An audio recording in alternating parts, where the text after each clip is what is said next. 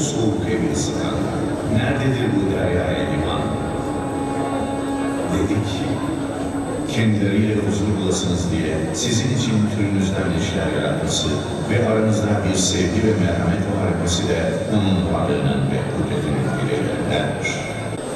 Hepimizin de bildiği gibi Diyanet İşleri Başkanlığımız bu yıl Mevlid-i Nebi haftası teması olarak Peygamberimiz ve aile konusunu belirledi. Bir kısım ailelerin çürümeye, bozulmaya yüz tuttuğu şu günlerde kayda değer bir, manidar bir konu olduğunu düşünüyorum. Bizler de il müftülüğü olarak, ilçe müftülükleri olarak konu çerçevesinde Hz. Muhammed Mustafa sallallahu aleyhi ve sellemi ve onun aile yapısını her platformda, ortamda kıymetli katılımcılarla, misafirlerle paylaşmanın çaba ve gayret içerisinde oluyoruz. Tabii ki Kur'an Hablullahil Metin وَاَعْتَصِمُوا بِحَبِّ اللّٰهِ جَمِيعًا وَلَا تَفَرَّقُوا. Hep birlikte Allah'ın ipine sarılın. Cenab-ı Hakk'ın semadan göndermiş olduğu ve biz insanların sımsıkı sarıldığında bizi dünya ve ukba saadetine eriştireceğini ifade eden bir kitaptır. Cenab-ı Hak amel edebilmeyi nasip eylesin.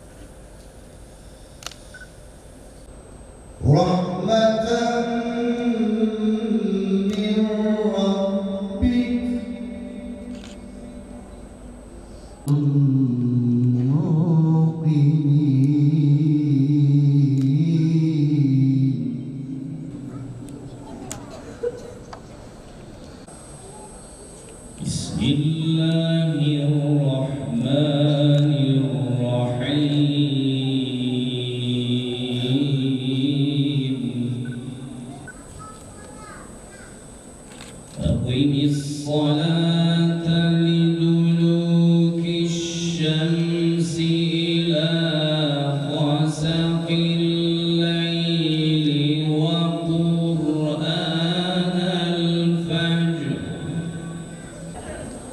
أعوذ بالله من الشيطان الرجيم.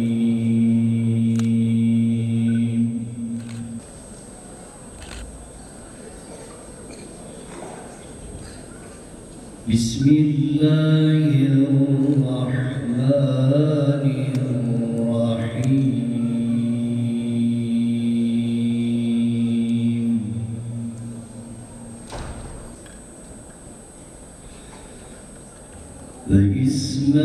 وإسماعيل وإدريس وذا الكفل كل من الصابرين.